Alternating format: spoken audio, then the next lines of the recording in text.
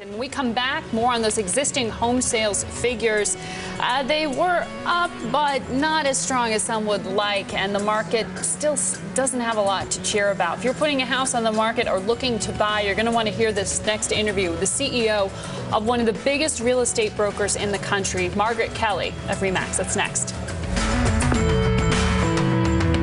Well, existing home sales did rise in March by 3.7%, but that's not enough to make up for a nearly 9% drop experienced in the month of February. Sales of used homes do make up about 90% of the market, and economists say the industry is still weak because of falling property values and a record number of foreclosures. But it is spring. That means the selling season is upon us, and our next guest says she's seeing signs of a comeback. We're joined now by the CEO of RE/MAX, Margaret Kelly. Margaret, welcome to In Business. You say this is really going to be the first clean read because we don't have that tax credit buttressing sales. What are you expecting? That's right. Well, you know, normally what we do is we compare year over year. What happened last March to this March? But we can't do that because of that tax credit artificially stimulated the market. What we're looking at now is month to month. We've gone up 3.7% from February. In fact, the number of homes sold has risen 6 out of the last 8 months, which is very encouraging.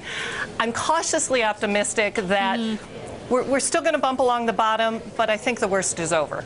Well, when we look at even today's existing home sales numbers, you saw 40% of sales were distressed. In February, 39% were distressed. That's not helpful for pricing.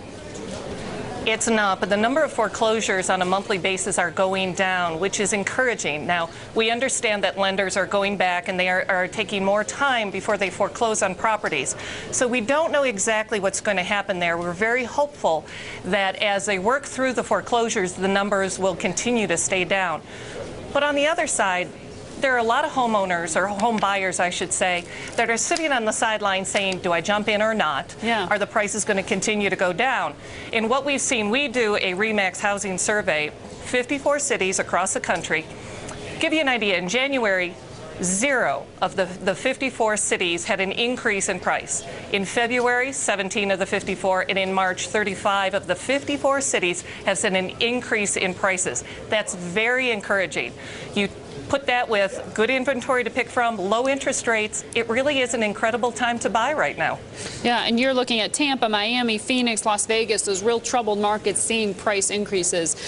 Interesting to note, you're on the board of directors of the Kansas Fed, so I know what you're saying is listened to carefully here by economists. When you look at the amount of time a house sits on the market, how does that play into how you're characterizing the health of the housing market right now? Well, it goes back to, it is still the American dream. People still want to own homes, but we have this glut of foreclosed properties right now. I kind of call it a pig in the python, so to speak, that we have to ultimately get through the system and get back to a healthy housing market. And the only way to do that is it's going to have to be one bite at a time.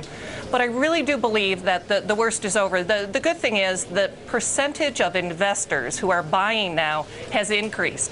Investors really don't get into the market until they think the prices are at a low and that they're going to make money on it. So that's another encouraging sign. And you say at average 104 days on the market in March is how long it took to sell a house.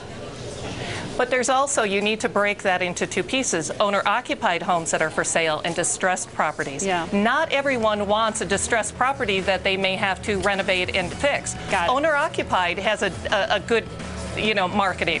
All right. Margaret Kelly, thank you for joining us today. Appreciate your insight. Thank you.